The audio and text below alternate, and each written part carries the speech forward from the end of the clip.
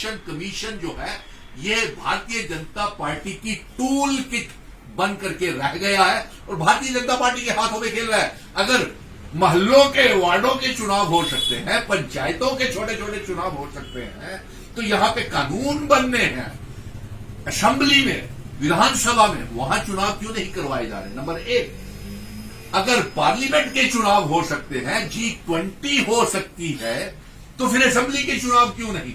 आप सोचिए ये कितनी बड़ी साजिश है जम्मू कश्मीर को, लोगों को अपने पांव के तले रखने के लिए। नंबर एक।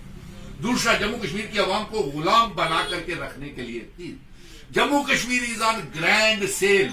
जम्मू कश्मीर को बेचा जा रहा है, नीलाम किया जा रहा है और यहां तक कि हमारे पावर प्रोजेक्ट, बेरोजगार नौजवानों को इन्होंने बर्बाद करके रख दिया।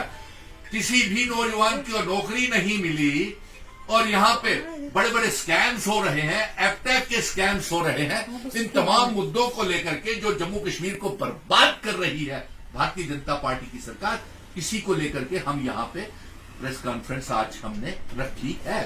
और इसके साथ साथ हमारा यह भी कहना है, और पत्रकार बंधु मुझसे अभी ये पूछ रहे थे बात, कि भारतीय जनता पार्टी कहती है कि अब की बार 50 के पार।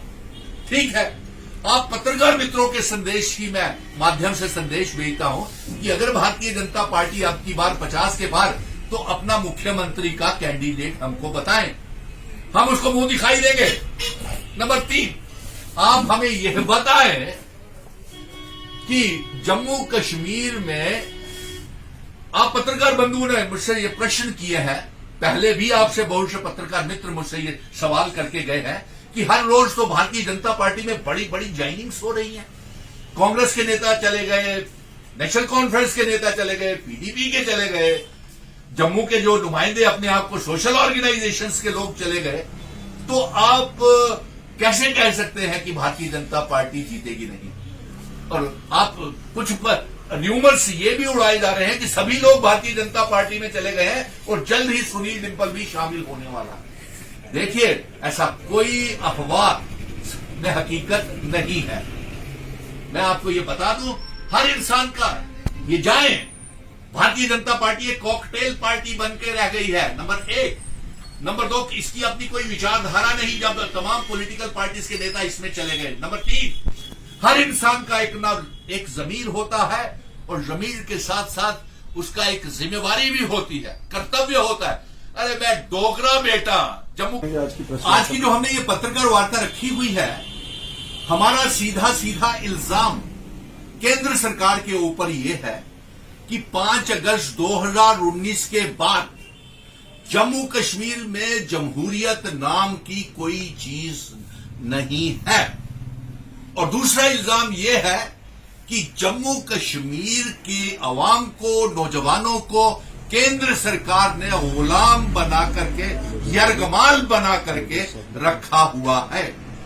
और तीसरा इल्जाम यह है कि ये जम्मू कश्मीर में जमहूरियत की बहाली के लिए चुनाव आयोग, इलेक्शन कमीशन ऑफ इंडिया को ये जम्मू कश्मीर में चुनाव नहीं करवाने दिया जा रहा है।